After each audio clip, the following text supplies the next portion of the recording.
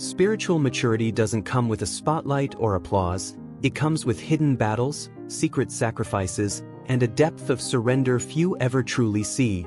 And if you think being spiritually mature will make life easier, you're about to be shocked. Because the first secret spiritually mature Christians rarely talk about is that the closer you get to God, the more intense the warfare becomes. It's not a coincidence that after Jesus fasted for 40 days, he was immediately tempted by Satan himself. And you, too, will find that spiritual promotion often invites spiritual attack. The second hidden truth is that maturity demands loneliness, not because God wants you isolated, but because not everyone can walk at the level of consecration you're called to, just like Jesus withdrew from the crowds to pray alone, Mark 1 verse 35. You will discover that spiritual intimacy often requires social separation, and the more you grow, the smaller your circle will secretly become.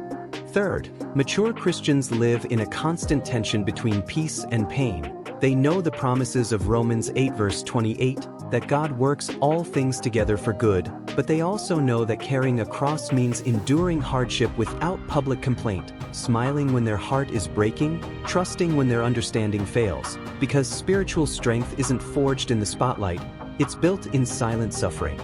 Fourth, they secretly battle pride, not the loud, arrogant kind, but the quiet temptation to think they've arrived, or are somehow better because of their spiritual insight, which is why Paul warned in 1 Corinthians 10 verse 12, "Let him who thinks he stands take heed lest he fall."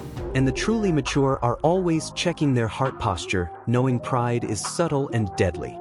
Finally, the fifth secret is that spiritual maturity doesn't guarantee clarity, it often invites even more mystery. The deeper you go with God, the more you realize how vast and unknowable His ways are, and instead of giving you all the answers, He teaches you to trust without needing them, to walk by faith and not by sight, 2 Corinthians 5 verse 7.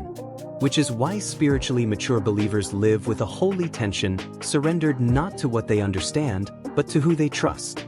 You may think spiritual maturity looks like having all the right words and never struggling, but the truth is it's marked by unseen battles, uncelebrated obedience, and hidden sacrifices that only heaven records. And if you truly want to grow, you must be willing to walk roads that may cost you applause, comfort, and even relationships.